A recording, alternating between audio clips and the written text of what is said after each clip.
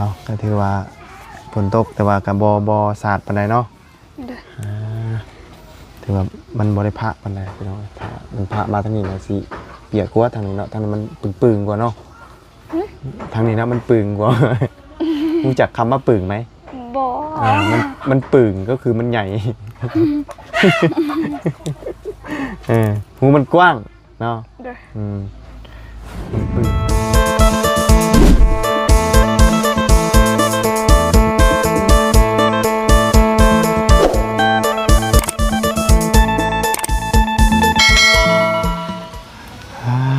เอาพี่น้องเนาะมาเบิ่งตอนฟ้าฝนกำลังลงเป็นจังไดเด้เฮือนซานบ้านซองของทางน้องป๊อบหรือว่าสาวป๊อบเนาะพี่น้องเนาะเพราะว่าตอนนี้กับฝนกำลังลงข้าก็เริ่มเศร้าแน่เมื่อกี้นี่ป้าลมพี่น้องเนาะพายุมาอีกแล้วพี่น้องเลยถือว่านักหน่วงอยู่นะฝนตกแบบนี้เนาะเฮ็ดให้แบบว่าลมฝนตกมันสาดเข้าเพราะว่ามันมีแต่ปองมีแต่หูเนาะเพราะว่าพระผลมันมาทั้งนั้นพี่น้องตีมาเนาะเป็นแต่อยู่บ่เนาะทางเทิงนี่พี่น้องเลยเอาเห็นทางบ่าวบุญสวรรค์บ่าวเสี่ยงเนาะบ่าวลีเป็นพูดคุยเรื่องที่ดินที่ดอนอยู่พี่น้องเลยเนาะแต่ว่าเฮากับบ่ฮู้ว่าเป็นขายในราคาใดเห็นถามกันอยู่พี่น้องเลยเราบ่ยังทันได้ฮู้เนาะว่าจังใดพี่น้องเนาะและจะมีงบภายในเนาะมีมาจังไรแล้วพี่น้องเนาะสำหรับเป็นชานบ้านซองของป๊อปเนาะหลายผู้หลายคนก็อยากให้ทั้งห้องเพิ่นได้เพิ่นมีเนาะเพื่อนมีชานพี่น้องเลยเอาก่อนอื่นกราบสบายดีและสวัสดีพี่น้องกันเบิดสู่คู่สู่คนพบพ่อกันยามค่ำยามแรงหลังจากพี่น้องเพิ่นเลิกจากการจากงานเนาะหรือว่ามาเฮือนมาชานแล้วบาดนี้พี่น้องเลยเนาะมาตอนฟ้าลมฝนตกซ้ำเนาะเอาจังไรก็ขึ้นไปเบิ่งเฮือนชานบ้านซองของน้องเพิ่นนำกันเนาะว่าสิเป็นจังไดเดี๋ยวย่างมึงรอบๆกันพี่น้องเนาะนี่ทางไหนเปียกพระทางไหนพี่น้องเนาะคือซีเมนทางนี้นะเนาะนี่เบิ่งกันนี่ทางนี้พี่น้องเลยว่าผลมันผ่าขาทางนี้เนี่ยผลมันตีมาทางนี้เนาะมันสิสาดขาทางนี้พอลมมันพัดขาทางนี้ได้เปียกบนได้พี่น้อยตามมันดาปองมันมีปองเนาะตัวนี้จะเป็นเฮือนครัวที่จูเฮ็ดกินพี่น้องเลยเนาะเอาเนาะอย่างไรก็ขึ้นเบิ้งน้ำกันพี่น้องเลยเนาะมาเบิ่งข้างหน้าเนาะข้างหน้าก็สาดขึ้นกันได้พี่น้องเลยเนาะชานี่อย่างเนาะนี่เปียกเบิดพี่น้องเลยเนาะเอามีแต่มาเบิ่งข้างเทิงน้ำกันพี่น้องเลยเนาะว่าเป็นจังใดมื้อนี้เนาะเลยสบายดีเนาะเนาะพี่น้องเลยใส่เสื้อใหญ่กว่าคนบาทเลยเนาะโอ้เนาะเสืองูเอามาให้บ่โอ้ตัวนี้นี่เด็แบบเราอยู่กับแม่เขาเราแต่เดี๋ยวนี้เราเอาผัวแล้วบ่เราก็เคยหายคอยแต่ว่าเราโตสูงเราโตสูงโดยสบายดีบอลลี่เนาะเอาใส่ไปพุ่นก่อนบ่สิเอาอันนี้ให้น้องพันน้อยนึงเลยค่อยสิเอาโอเคไปเนาะเดี๋ยวไปเบิ่งกันเนาะโดยอะไรอย่างนี้ปรุงตุ้งตุ้ยมาพี่น้องเนาะดูมีของกินเต็มเลยของกินเต็มเลยเนาะเต็มไม้เต็มมือเลยมื้อนี้เนาะไปฉันเนาะขึ้นเฮือนครัวหรือขึ้นเฮือนมื้อนี้เฮือนครัวกันได้เนาะหรือสิขึ้นเฮือนก็ได้แต่ว่าอยากให้ตกเฮือนแน่ขึ้นเบิ่งเฮือนก่อนเนาะยันว่าอยากเบิ่งมันเปียกหรือบ่เปียกคั่นนะยังบ่เปียกเพราะว่ามันบ่ได้สาดมาฮะบ่ได้สาดปานใดบ่โอ้อ๊บตัวยันแต่มือได้เนาะระวังตกเฮือนได้ตัวพี่น้องเอ้ยให้นอนอยู่น่ะมันบ่ได้สาดปานใดบ่บ่ได้ลมเลยเพราะว่าบ่ลมเนาะถือว่าโอเคอยู่นี่เนาะถือว่าบ่เปียกมื้อนี้เดี๋ยวนี้กับข้างๆนึงนี่เนาะตกน้องค่อยตกบ่ทันบ่เด้อตกใหม่ๆนี่ โดย คำว่ามันสาดอีดีนี่มันเปียกได้เนาะ เปียก ถือว่าล้มบ่แห้งปานใดมื้อนี้น่ะเนาะโชค บน ดี นี้ อยู่ ร้ายแฮง ฮะ มันสิเข้ามาทางนี้ก่อน ทางนี้บ่ โดย ต้นลาย สาดเบิดเลย เออเอาพี่น้องเอ้ยครับโอ้ยนั่งก่อนบาทนี่มืดแทบบาทนี่เนาะ เด้อ อ้ายนอนซื่อๆนี่บ่ได้เป็นหยังติ ว่าจะเป็นหยังเพราะว่าฝนตกเพิ่นก็อยากนอนนี่ มันหนาวเนาะ โดย อากาศมันได้เนาะ โดย เออจะมาตอนฝนตกกันบ่ โดยเปียกเบิด แข่งฝนมา หึ ตากฝนมาบ่ โดย อืมมาตอนฝนตกเนาะฝนตกแห้งอีดีได้ตกแท้ตกว่าพี่น้องเนาะอ่าฝนตกสิก็เลิกหาโมงคือเก่าบ่ 5 โมงเขา อืมแต่ว่าเฮาเลิกแล้วมันออกมาเลยเนาะ โดย ตอนเลิกเนี่ยมากับไผ มีไอเย็นแต่คนละคันเพราะว่าข่อยเอาเมื่อรถเวียก เอารถเวียดมา โดย อืมเอาเขานี่ชื่อมาใหม่ป่ะ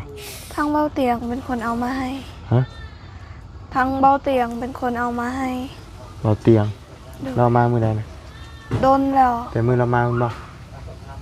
อืมนี่เนาะเขานี่เนาะเพราะว่าผักเขาจะไรก็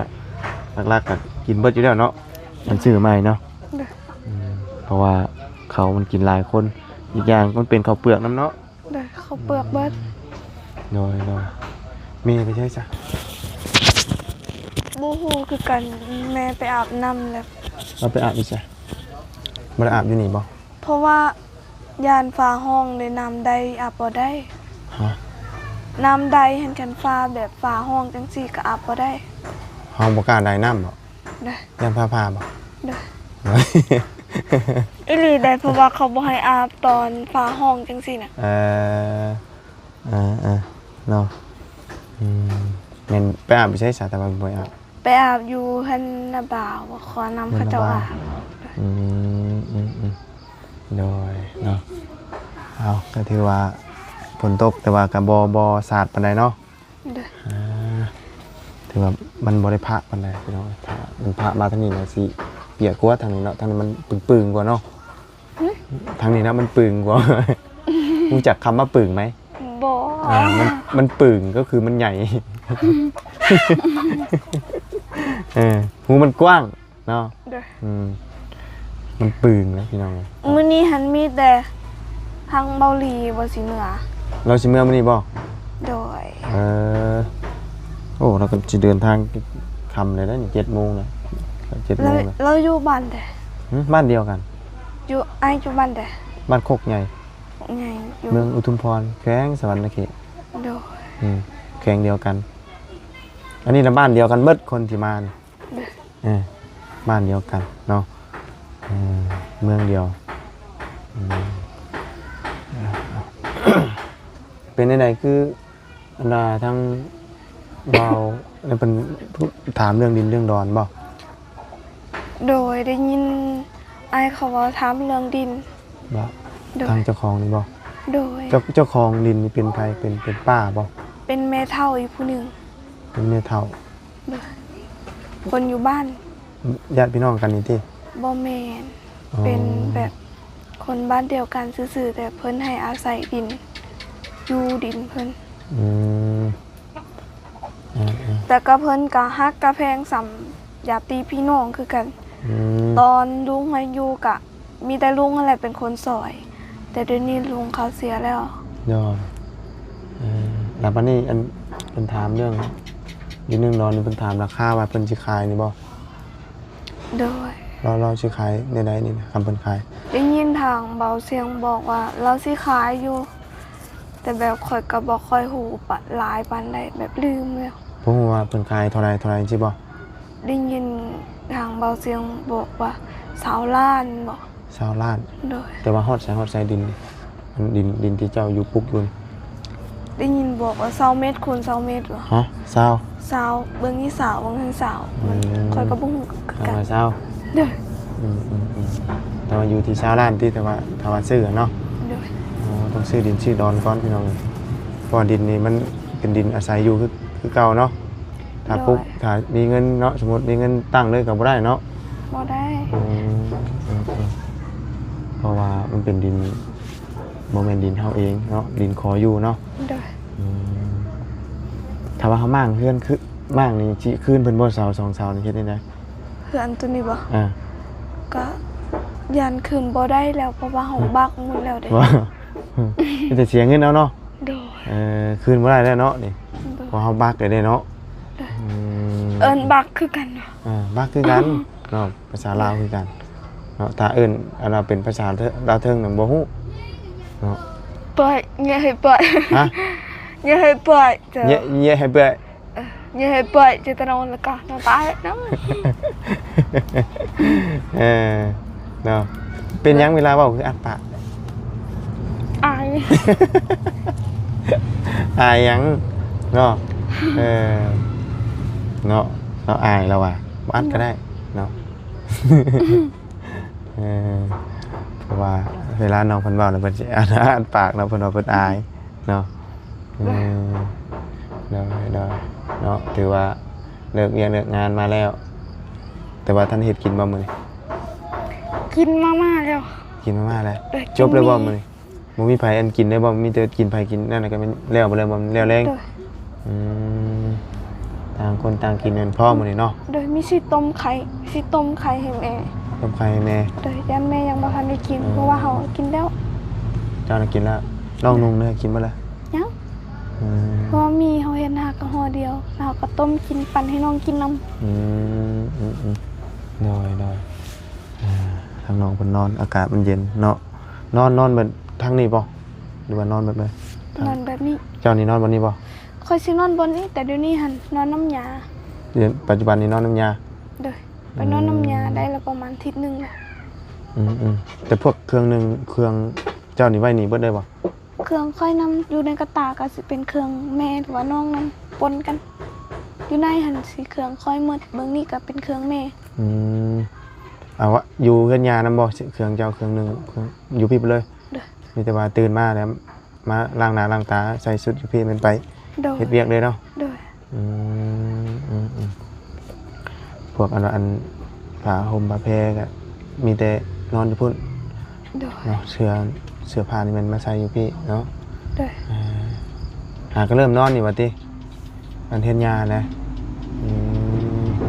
ตะกี้หันก็นอนอยู่แต่ว่า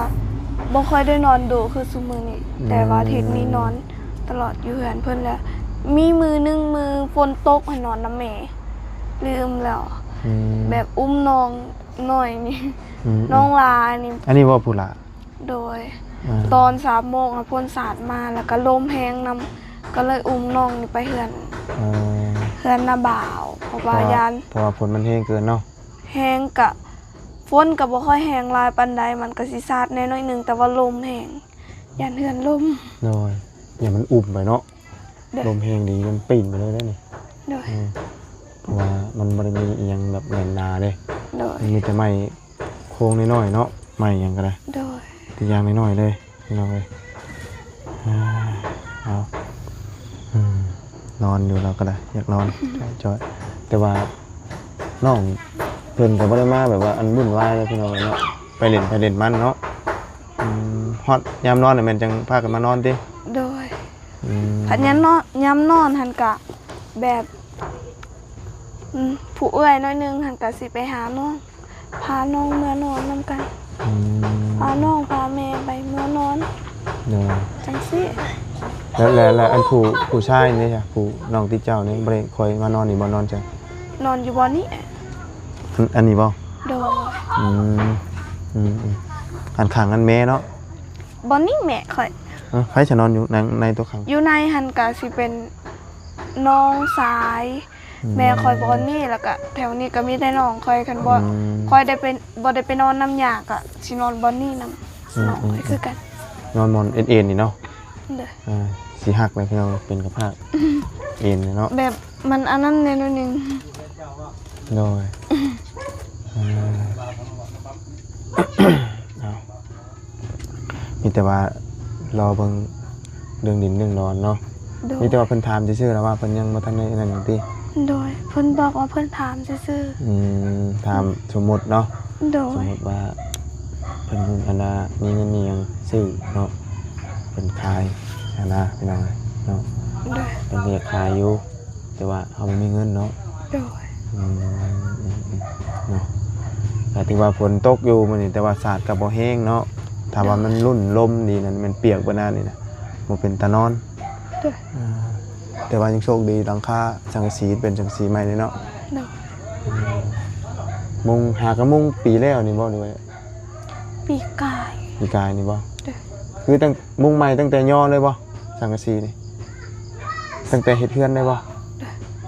เป็นตัวใหม่เลยเนาะมีแต่ว่าเก่าแต่พวกอันเฮามาแอมนี่เนาะ โดย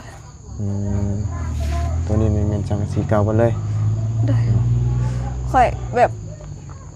บ่กล้าบอกเนี่ย อย่าบอกนะแต่บ่กล้าบอกนะข่อยให้ตอนนั้นน่ะตอนเฮ็ดเฮือนตอนทำบินเนี่ยให้กับไม้นี่ ฮะ แบบมันบ่งามแบบมันบ่ได้อันนั้นเลยแบบมันโซนจังซี่น่ะ อ่า แม่ค่อยอยากให้ค่อยแฮง อ่า แบบค่อยเฮ็ดค่อยบอกกับแม่ค่อยอ้าวเป็นยังไงเฮาคือแบบ มันคือเป็นแบบนี้แม่มันคือบ่งาม มาเฮ็ดนี่ดิ เด้อ เราบ่บอกว่าเฮาบ่มีแล้วเฮาก็จำเป็นเอาไม้แบบนี้มาเฮ็ด ค่อยคิดว่า ได้ครบอยู่ไหมยังโบ่งอันแต่มันบ่พอค่อยกับแม่ค่อยเลยไปตัดไม้อันนี้เอา เนาะ เพราะว่าไม้ยังโบ่งบ่พอ ไม้บ่พอก็เลยเอาไม้พวกนี้มา เด้อ ใส่ ค่อยให้แทงให้ว่าบ่มันบ่งห้ามไม้ยังโบ่งไข่แน่น้อยหนึงแต่นี่หันเป็นไม้ยังก็บ่ฮู้ เนาะอยากได้ไม้อันนี้ว่าติ เด้อ คือไม้ยังบงนี่มันถางแล้วมันงามเนาะมันงามเลยเนาะ โดยงาม ว่า แน่ ไง ๆ แล้วให้พี่น้องตอนน่ะตอนตั้งเฮือนใหม่ๆเนาะ เด้อ อยากได้เฮือนงามคือหมู่ ก็บ่อยู่แบบไม่แบบนี้หันแบบมันบ่งามเด้แบบค่อยคิดแบบค่อยตั้งทำอีทนั่นแบบคือแบบว่าพอแล้วไหมนี่แบบครบแล้วจังซี่น่ะคิดไว้ในใจหันแบบเฮาแบบเฮาทักยังบงจังซี่แบบโดนละเดเฮากองไว้ แต่ที่ไหนได้มันบ่พอ โดยเอาไม้นี่ก็อยู่ไปก่อนเนาะ ดีแล้วยังได้ไม้ชำนี้อยู่แน่พื้นไฟก็ดอกเดียวเนาะตารางไม่ได้เปิดป่ะ บ่ได้เปิดเพราะว่า ไม่ได้เปิดเนอะ มีแต่ดอกเดียว คือเวลากินข้าวกินน้ำนี่เจ้าย่อมากินอยู่พี่บ่หรือว่ากินอยู่พุ่น กินอยู่พุ่นเลย กินอยู่พุ่นเลยเนาะ โดย กินแล้วยังมันจังไปไผไปมันเนาะ โดย นอนไปนอนมัน กินข้าวหันกันมีของกินกับสินุ่งน้องกินน้ำกันจังซี่กินผู้เดียวแล้วบ่แซ่บ ไม่แซ่บป่ะ เด้อ แซ่บบ่แกงทำไมวะ แซ่บ ฮะ แซ่บแห้ง แซ่บแห้ง เสียดายจุอายบ่ได้อยู่กินน้ำ เดี๋ยวมันอันน่ะนานแล้วเนาะมีไผอยู่กินได้บ่ เด้อแซ่บอีหลี เขาต้องแกงตอนเย็นเนาะ เด้อ แกงช่วงบ่ายๆนะ เด้อ บ่ายสองบ่ายสามสิ มื้อหน้าหันกันแบบมีเวลากะหันบางมื้อค่อยพักแบบไปเสียยาน้ำแม่กะสิหาหน่อไม้นำแล้วสิแกงตอนเที่ยง มื้อได้ผัก ก็ยังบ่ฮู้แบบคันมีเวลาแบบกะสิขอพักอยู่ย่าก็ขึ้นบักหลาย บ่ ๆเด้อยันแม่เฮ็ดบ่ทันเพราะว่าแม่เฮ็ดผู้เดียว ถ้าว่าคือวันอาทิตย์นี้เฮาไปหาหน่อไม้นี่ได้บ่ บ่ได้ บ่ได้บ่ บ่ได้มีแต่อยู่เพื่อนล่ะครับ อยากไปลิ้นกับไปลิ้นใส่ได้หมด แต่ประเภทหาอยู่หากินแม่นบ่ได้เลยเนาะ บ่ได้ แต่บ่ค่อยหันบ่ได้ไปใส่ก็เลยนอนเบิดมือ อืม บางมือบ่ได้ขี้ค้านกะ กวาดเฮือนกวาดซ่านบางมือ ได้เนาะ ขี้ค้านกะ นอน เพราะว่ามันเป็นมือเพิ่นให้นอนตัวนี้เนาะ เด้อ มือที่ว่าบ่ให้เฮ็ดเวียกเนาะ บ่ให้เฮ็ดเวียก คือแบบว่าสิไปหาของอยู่ของกินนี่มันตัดเลยตัวนี้เนาะ ตอนเลยบ่ได้ หา แบ ของ บ มาเฮ็ดอยู่เฮ็ดกินนี่เนาะ แบบคันเฮาสิหาของกินกะ มีแต่หาเพื่อตั้งแต่มื้อวันเช้าคือกับหมู่บ้านจุข่อยนี่กะบ่ค่อยมีของกินอีหยังหลายก็มีแต่หน่อไม้แบบกะสิหาหน่อไม้เพื่อไว้กะสิต้ม เนาะ ต้มกินมื้ออื่นนํ อืม แบบหาเพื่อกะได้หลายแบบกะกินมื้ออื่นหมดมื้อก็มีแต่มื้อวันจันทร์หันก็เริ่มใหม่ เนาะ เด้อ คือแม่นต้องหาตั้งแต่วันเสาร์ โดยมื้อวัน วันอาทิตย์ก็สิหยุดพัก คือเขาอยากตำหูเขายางไปชูเอาก็ได้อยู่ที่อยู่พิษที่ได้อยู่ตัวนี้เนาะ ได้ มีแต่แบบเขาออกหาของกินอยู่ในป่า บ่ได้แบบนั้นเนาะ บ่ได้ เออ ถ้าแถวบ้านแบบนี้ก็อยากเอาได้อยู่ คำเข้าไปแบบนั้นมันจะเป็นได้เลย แบบย่านแบบอันนั้นแบบคันเฮาจับแบบก็ย่านแบบข่อยก็ว่าบ่เป็นคือการยัน อธิบายบ่ถึงเนาะ ข่อยบ่ฮู้ภาษาลาวว่าแนวใดแบบ อืม ย่านเฮาเจ็บจังซี่เฮาถึกแบ ยั บ นเขาเจ็บเขาเป็นเนาะ เด้อ ยันผิดเพิ่นเนาะ เด้อ เนาะเพราะว่าคนส่วนหลายแถวบ้านนี่จะเข้าเบิดทุกคนอยู่เนาะบ้านนี่ เด้อ บ้านนี่ส่วนหลายมันจะเข้าเบิดเลยเนาะ เด้อ มันเป็นโบสถ์ได้นี่เนาะ เด้อปวดใหญ่ วันอาทิตย์นี่มันเฉพาะตอนเช้าบ่ ตอนเช้ากับตอนแรง เช้าแรงซ้ำนี่บ่เฮาไปบ่นี่ ซ้ำประมาณ4โมงก็สิเข้ารวมอีกประมาณ5โมงก็สิเลิก อืมน้อย เด้อ เนาะเอาซะพี่น้องเนาะมีแต่ติดตามเบิ่งเรื่องดินเรื่องดอนเนาะนะพี่น้องเนาะว่าสิมีมาหรือบ่จังไดเนาะแต่ว่าถามเรื่องราคาไว้เนาะ เด้อ เพราะว่าเจ้าของดินเป็นลานปลามาอยู่ที่20 ล้านเนาะ เด้อ อันนี้คือฮู้คร่าวๆบ่ เด้อ อืม ได้ยินทางเบาเสียงเว้า แต่ว่ายังบ่ทันได้แน่ชัดเนาะ เด้อ ยังบ่ทันว่านั่นอิหยังก็ได้มีแต่ถามเบิ่งก่อนพี่น้องเอ้ย เด้อ เนาะก็ในครูในคนก็อยากให้น้องเพิ่นได้เพิ่นมีอยู่พี่น้องเนาะเพราะว่าเฮือนสภาพเพิ่นซานเนาะเพิ่นสุดโทรมเนาะ เด้อ พออีกอย่างก็กำพร้าพอเนาะ เด้อ เลี้ยงครอบครัวหาเงินเลี้ยงครอบครัวหนักสุดก็คือทางน้องคนนี้กับเมเนาะที่ว่าอุ้มแบกภาระเนาะ เด้อ อุ้มหนักสุดนะเพราะว่าส่วนน้องนี่ก็ยังเฮ็ดอยู่แต่ก็บ่เต็มที่เนาะ เด้อ ส่วนนั้นก็สิเล่นสิหยังเนาะ เด้อ โดยภาษาเนาะคำมืดพี่น้องว่าบุญก็สิ ออกก่อนได้บัดนี้เนาะ โดย วันจันทร์เพิ่นรอมาอยู่พี่น้องเลยเนาะเพราะว่าวันจันทร์เรามาครั้งแรกมาตอนเว้นนี่บ่เพาะเราอะ เด้อ เนาะมาฮอดมาถึงเรากันแล้วเนาะ เด้อ เดี๋ยวจังหน่อยให้น้องเพิ่นหาเฮ็ดอยู่เฮ็ดกินพี่น้องเลยเนาะ เด้อ และมื้อใดว่างๆมื้อหน้ามื้อใดจังแกงน้ำมันเนาะ โดย โดยสบายดีเด้อ สบายดี เนาะ ขอให้เดินทางปลอดภัยเด้อ โด ขอย ให้ เนาะ ร่ำรวยสาธุ สาธุเนาะฝนตกฝนดินขอไม้ก่อน ดื่ม โดยเนาะน้องเพิ่นหักมาโอ้ยเอาไปโอ้จ๊ะโอ้เกือบมันอ่อนเลยพี่น้องมองเนาะนี่ก็ถือว่า มีแต่บอลอ่อนๆเนาะให้เบิ่งพี่น้องไปใต้แฟตก่อนโอ้หาเกือบก่อนโอ้เกือบหล่นไปก้านกบบ่ล่ะก้านกบเนาะทางน้องเราจะไปก้านกบไปลงก่อนพี่น้องเอ้ยให้ทั้งบ่จันเรามาก่อนโอ้ระวังมือเด้อบ่จันเด้อโอ้ยโอ้เลยไปต้มมีต้มไข่เด้อและต้มไข่ต้มหยังพุ่นน่ะอยู่เฮือนครัวผมต้มมีกินเนาะเปิดไฟอยู่ใช้บัดนี่มืดแท้นี่ไปใช่พี่น้องเนาะสำหรับคลิปนี้ก็ลำลาเลยเด้อพบเจอกันใหม่ขอบคุณให้พี่น้อง FC ที่การติดตามรับชมเนาะก็ถือว่าบ่ได้เปียกเราว่ามื้อนี้เนาะใครแน่เราว่าไปแล้วพี่น้องเนาะสบายดีเด้อบ๊ายบายพี่น้องไปเนาะ